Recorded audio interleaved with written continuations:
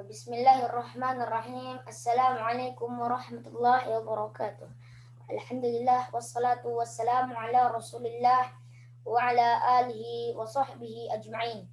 Kawan-kawanku sekalian, kita ucapkan syukur kepada Allah Ta'ala atas nikmat yang mulia ini.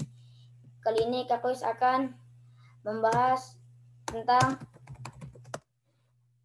Syekh Muqbil bin Hadi rahimahullahu ta'ala. Beliau orang Yaman, lahir di Damaj, Yaman ya. Nama dan nasabnya adalah beliau adalah al-alamah al-muhadditsin, seorang ahli hadis, Abu Abdurrahman Muqbil bin Hadi bin Qaydah al-Hamdani al-Wa'di al-Khilali rahimahullahu ta'ala. Nah, kelahiran beliau dilahirkan di Damaj, Yaman pada tahun 1352 Hijriyah di lingkungan Zaidiyah. Beliau dilahirkan di lingkungan Zaidiyah, salah satu sekte Syiah. Di lingkungannya itu masih banyak keyakinan Syiah yang berciri-ciri itu tasawuf, Mu'tazilah dan lain-lain. Nah,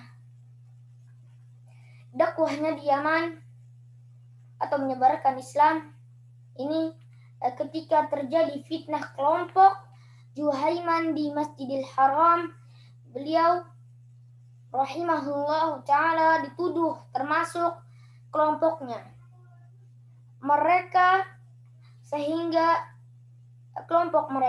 Sehingga beliau dipenjara dan dipulangkan ke Yaman.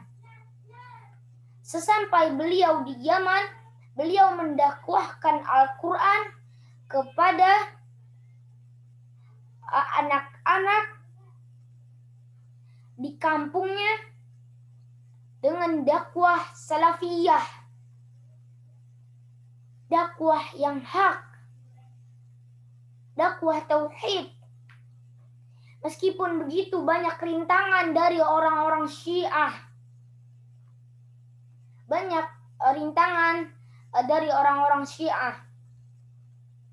yaitu Syiah Zaidiyah, Sufi, dan yang lain-lain. Beliau rahimahullahu ta'ala memulai dakwahnya dari kampung yang dikelilingi oleh gunung-gunung. Tetapi cahaya beliau, dakwah beliau memancar hingga ke seluruh Yaman yang sangat jauh dari Yaman. Dengan pertolongan Allah Subhanahu Azza wa Jalla, kemudian dengan gigihnya beliau mulailah manusia meninggalkan kesyirikan dan kemungkaran yang sebelumnya merupakan kebiasaan mereka sehari-hari atau kaumnya. Nah, ketika dakwah mulai terdengar ke seluruh penjuru di dunia, maka berbondong-bondonglah manusia menuju tempat beliau untuk mengambil ilmu atau menimba ilmu dari beliau rahimahullah ta'ala. Datanglah para penuntut ilmu dari daerah-daerah sekitarnya, bahkan dari luar negeri Yaman seperti Mesir, Kuwait, Haramain, Najd, Libya, Aljazair, Maghrib atau Maroko, Turki, hingga negara barat seperti Inggris dan negeri kita Indonesia, Amerika, Somalia, Belgia, dan negeri-negeri lainnya. Nah, keberaniannya dalam mengingkari kemungkaran Beliau rahimahullahu ta'ala dikenal pemberani dalam mengucapkan kebenaran dan mengingkari kemungkaran. Tidak takut dengan siapa saja di dalam membela kebenaran. Siapa saja yang membaca tulisan-tulisan dan mendengarkan kaset-kaset beliau akan mengetahui kezaliman-kezaliman dan kerusakan-kerusakan. Beliau memiliki banyak bantahan-bantahan kepada para pemilik kebatilan di dalam tulisan-tulisan dan kaset-kaset beliau.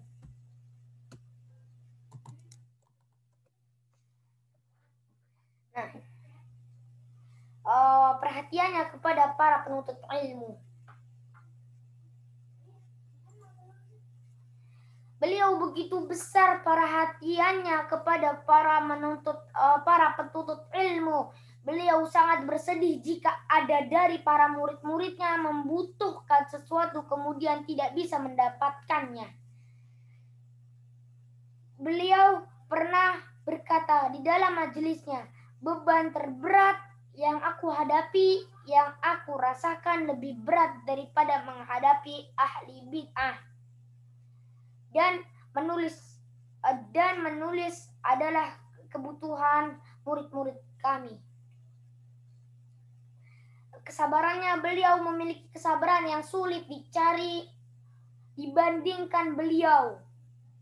Begitu sabar dibandingkannya. Beliau begitu sabar atas berbagai penyakit dan menimpanya. Bersabar atas penyakit busung air yang bertahun-tahun. Jadi beliau pernah merasakan sakit yang bertahun-tahun tidak sembuh. Merupakan hal yang menakjubkan bahwa beliau dalam keadaan sakit tidak pernah meninggalkan taklimnya. Pernah suatu saat beliau menyampaikan pelajarannya dalam keadaan tangannya diikat dengan perban ke lehernya. Nah, jadi begini kawan-kawan ya. Nah, siapa saja guru-guru beliau rahimahullahu ta'ala? Guru-guru beliau adalah guru-guru yang besar, yang insya Allah sering mendengarnya. Yang pertama, Syekh Abdul Aziz bin Abdullah bin Baz rahimahullahu ta'ala. Syekh Muhammad Nasruddin Al-Albani rahimahullahu ta'ala. Habis itu siapa lagi? Syekh Muhammad bin Abdul Wahhab Al-Misri. Syekh Abdul Aziz Al-Rashid. Syekh Yahya Al-Baqistani. Syekh Muhammad bin Abdullah As-Silmi. Syekh Muhammad Hakim Al-Misri. Dan ini gurunya lebih dari 5 atau lebih dari 10 guru yang beliau belajar kepadanya. Nah, kawan-kawanku yang dirahmati oleh Allah Subhanahu wa ta'ala, yang paling banyak adalah tulisan-tulisan atau karya-karya beliau. Di antara tulisan-tulisan beliau adalah Sahih Musnad mimma laisa fi sahihain. Habis itu Tarajim Rijal Al-Hakim fil Mustadrak. Habis itu kemudian Tadabbu Awham Al-Hakim allati sakata alaihi Az-Zahabi dan lain-lain. Ini ditulis oleh beliau lebih dari 100. Ya kawan-kawan, lebih dari 100.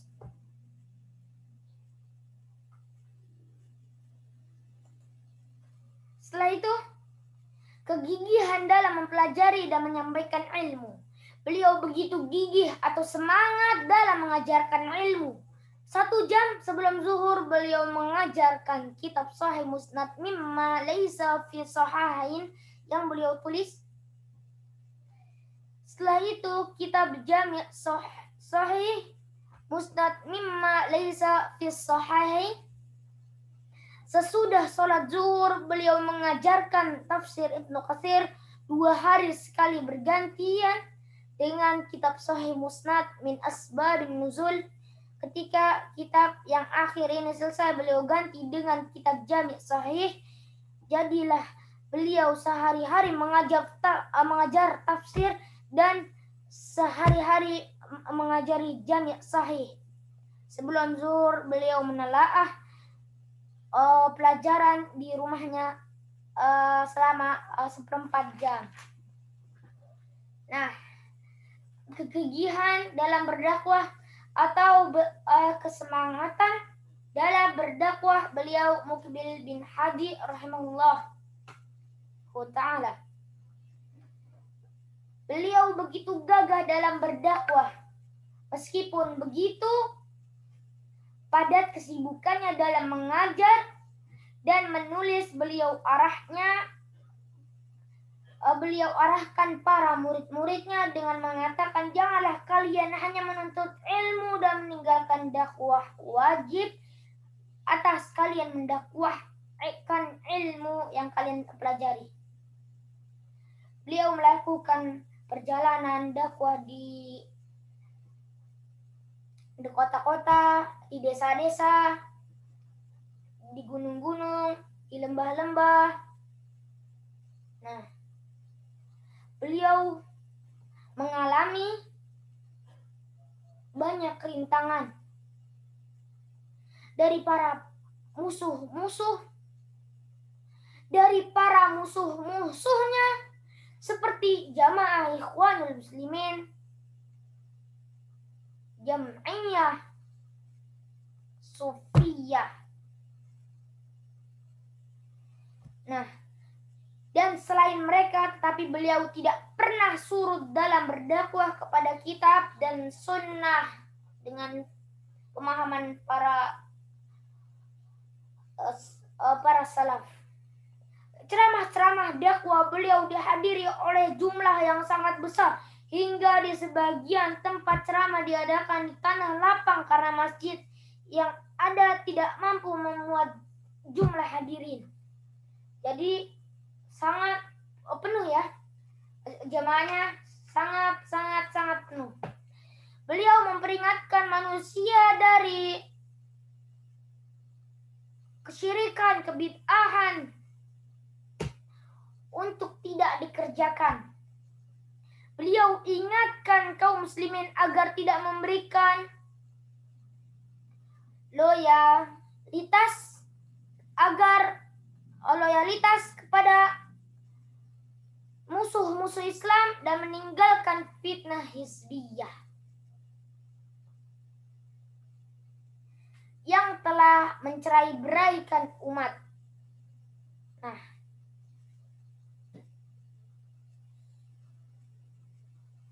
setelah itu kita akan membahas siapa saja murid-muridnya.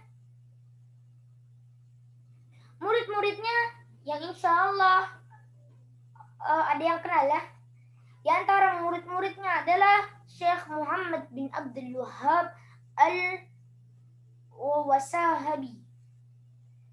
Setelah itu Al-Abdali. Setelah itu Syekh Yahya bin Ali al-Hajuri. Setelah itu Syekh Muhammad bin Abdullah ar-Rimli al-Imam. Setelah itu Syekh Abdul Aziz al-Bar'i. Setelah itu Ummu Abdillah al-Wad'iyah, putrinya. Beliau juga mengajarkan putrinya. Keduanya Ummu Salamah, istri ketiganya, dan masih banyak lagi selain mereka. Jadi guru-guru beliau, murid-murid beliau itu lebih dari 10 ya. Nah, pertumbuhan ilmiahnya, beliau memulai pelajarannya di maktab diperpustakaan di sebuah desa yang bernama Al-Watan, Damaj, Yaman, masih di Yaman. Beberapa lama kemudian berhenti karena tidak ada yang membantunya belajar. Beliau ini mencari guru dan tidak ada yang mengajarinya. Kemudian beliau safar atau berpergian ke Riyadh, Saudi Arabia, dan tinggal di sana sekitar 1,5 bulan. Ketika cuaca Riyadh berubah, maka beliau meminta petunjuk kepada sebagian penceramah tentang kitab-kitab apa yang paling bermanfaat yang akan beliau beli. Beliau sangat bersungguh-sungguh dalam menuntut ilmu, sampai beliau mau membeli bukunya yang berjilid-jilid. Maka beliau dinasihati agar membeli buku Sahih Bukhari, Bulughul Maram, Riyadhus Shalihin, dan Fathul Majid. Beliau bekerja sebagai penjaga sebuah gedung di Hajun sambil menelaah kitab-kitab tersebut. Jadi beliau sambil menjaga gedung, beliau membuka kitab-kitab Sahih Bukhari, Bulughul Maram, Fathul Majid, Riyadhus Shalihin, dan kitab-kitab para ulama yang lain. Beliau sangat tertarik dengan kandungan-kandungan kitab tersebut karena apa yang dilakukan manusia di negerinya sangat berbeda dengan yang ada di dalam kitab Sahih Bukhari, Bulughul Maram, Riyadhus Shalihin, Fathul Majid. Sangat berbeda dengan manusia yang ada di negerinya. Setelah beberapa lama beliau pulang ke negerinya, yaitu Yaman, dan mulai mengingkari kemungkaran yang dilakukan kaumnya, seperti menyembelih untuk selain Allah. Itu juga termasuk kesyirikan. Meminta kepada orang yang sudah mati, orang saleh tentunya yang sering kita jumpai. Membangun kuburan yang tinggi-tinggi. Padahal Rasulullah SAW menyuruhnya untuk membuat kuburan hanya sejengkal. Dan kesyirikan-kesyirikan lainnya. Ya. Perbuatan ini yang muncul dari kaumnya begitu keras. Lebih-lebih dari orang-orang Syiah yang memandang Syekh Muqbil rahimahullah sudah mengganti agamanya, sehingga pantas untuk dibunuh. Itulah kata orang-orang Syiah Zaidiyah. Mereka memaksa Syekh Muqbil untuk belajar di Masjid Jami Al-Hadi untuk menghilangkan syubhat-syubhatnya. Kemudian beliau berangkat ke Najran dan tinggal di sana selama 2 tahun belajar kepada Majduddin Al-Muayyid. Setelah itu berangkatlah beliau ke Mekah bekerja di waktu siang dan belajar pada waktu malam. Ketika dibuka Ma'had Al-Haram Al-Makki, itu ada sekarang di Makkah, beliau mendaftarkan diri dan beliau diterima di sana, ya. Dan beliau diterima di sana, ya kawan-kawan, ya.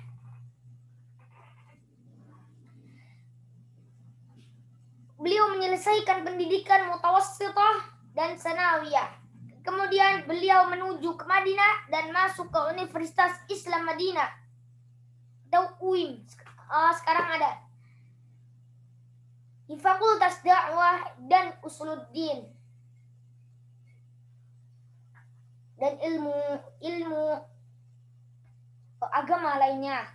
Ketika dibuka fakultas pasca sarjana di Universitas Islam Madinah atau UIN, beliau mendaftarkan diri dan diterima risalah magisternya adalah tahqiq kitab Ilzamat dan Tatabbu oleh Al-Imam Daruqutni.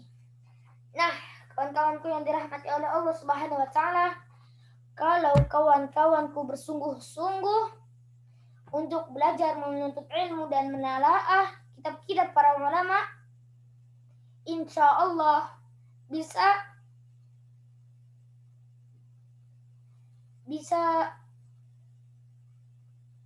S1 di UIM, Universitas Islam Madinah, yang insya Allah ya ilmu sekian banyaknya ilmu di sana. Di sana banyak para syekh juga ya.